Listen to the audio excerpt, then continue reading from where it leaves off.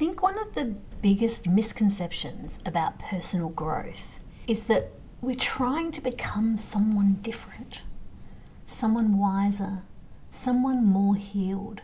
But what if we've got it backwards? Hi, I'm Nikki Kerman, and welcome to the Practical Mystic podcast, where universal wisdom meets modern life. For years, I thought personal growth was about fixing myself, healing every wound, clearing every block, removing every limiting belief, becoming calmer, more spiritual, more connected to everyone and everything. I was looking for some future version of myself that I would eventually arrive at if I just did enough work.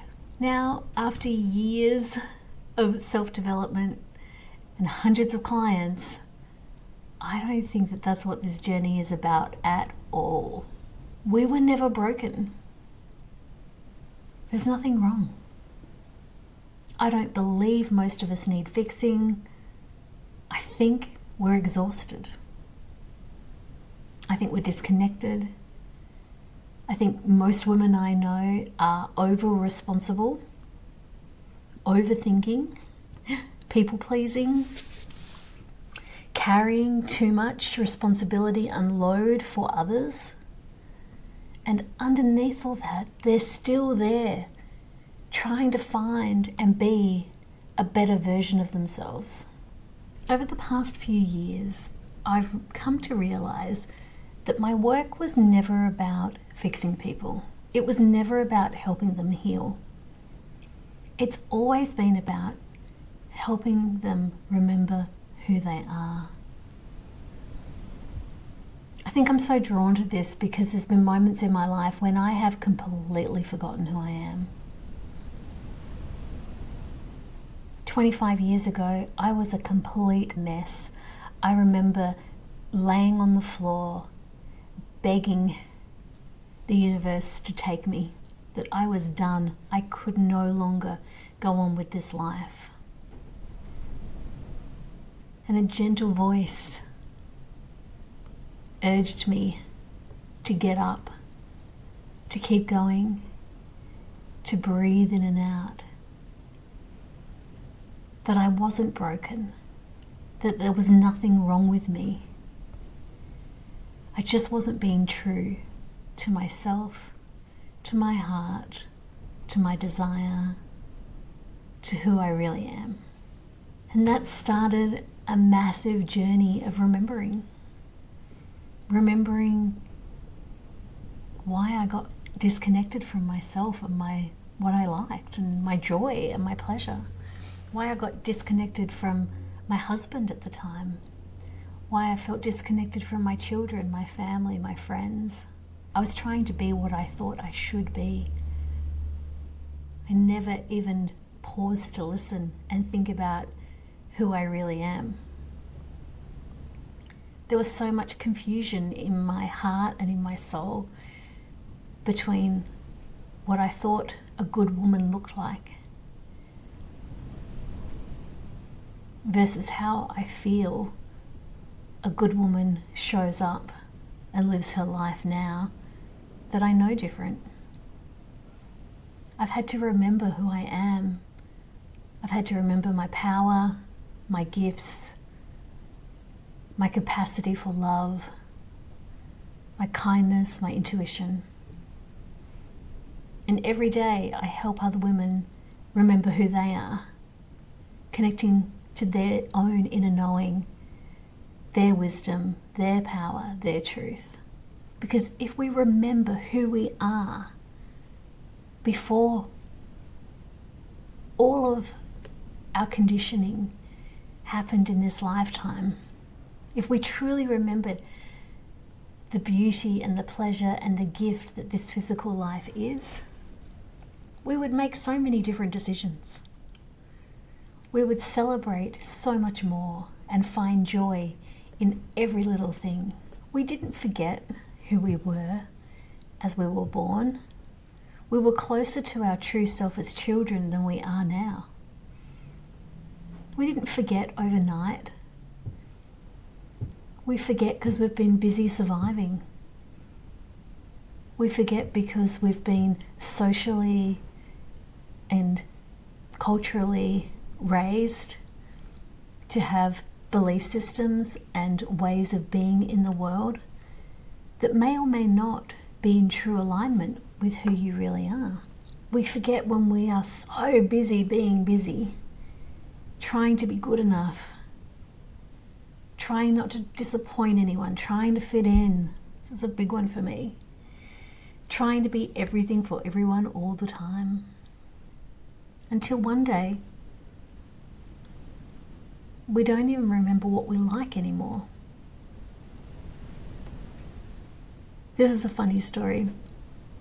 When my youngest child went off to college or university, Rob and I were making all this food as if she was still living here. And we had all this food waste for a few weeks. And then one day I just was like, I am done with cooking. I have been cooking for everyone for so long, and I was done. I didn't know what I felt like. I didn't know what I wanted to eat. In fact, I couldn't care less if we ate anything or not. Every reason that I cooked every day was to nurture my family. And now that the kids were gone, I was like, okay, am I done? Can we just fend for ourselves now? Cooking has always been relaxing for me and I enjoy it. But for about 12 months, I didn't want to know about it. I got Rob to take over some of the cooking. It was the decision fatigue, that thinking about what to cook every day when there wasn't the motivation of doing it naturally for someone else. And it took me about another 12 months after that to go, okay, why did I love cooking in the beginning? What was it that drew me to it? And I had to remember the creativity, the joy of putting new things together or trying new recipes. I had to remember what I liked. I was so used to cooking food that everyone else liked. I didn't even know what I preferred anymore. When we don't include ourselves in our life and we only live for other people, we soon forget who we truly be. And I heard the term self-forgetting a couple of years ago, and it stopped me in my tracks because I realized that I had spent so much of my life self-forgetting. Forgetting about why I was here, what I was enjoying, what pleasure I was partaking in, the purpose of my life. I had forgotten. I'd been so busy doing that I had to learn and remember how to be. Because we're not human doings, we're human beings. It led me on a deeper path of curiosity in my spiritual practices about why I am here and why we chose to have a physical experience in the first place. And I remember feeling such great joy about choosing to come here. I had a memory or a vision of my soul choosing this life and how excited I was and how excited everyone around me was for me to have this physical experience. And I did some work with Carolyn Myss archetypal work, and in her book Sacred Contracts she talks about all the contracts we have when we come to have a physical experience. It made me remember what some of these contracts were and what I was getting out of being here. It is such a privilege to have a physical body. to touch, to feel, to sense, to experience the physical things that we cannot do without a physical body. When we remember gratitude for this physical experience, we can dissolve pain. When we allow our emotional body to be felt, we can receive the joy of the range of emotions that having a physical experience offers. I don't think spirituality is escaping life. I think it is bringing all of our parts of ourself home and to partake in this physical world that we create, to experience all of these wonderful things. Even what we perceive as bad is chosen from love. When we love every part of ourself, even the bad stuff, we become more and more whole and more complete. And we remember the power and the strength and the fragility of this one precious life. I don't think it's about pretending that everything happens for a reason. I think it's about knowing that we have chosen every part of this for a reason. It's not about trying to stay positive all the time.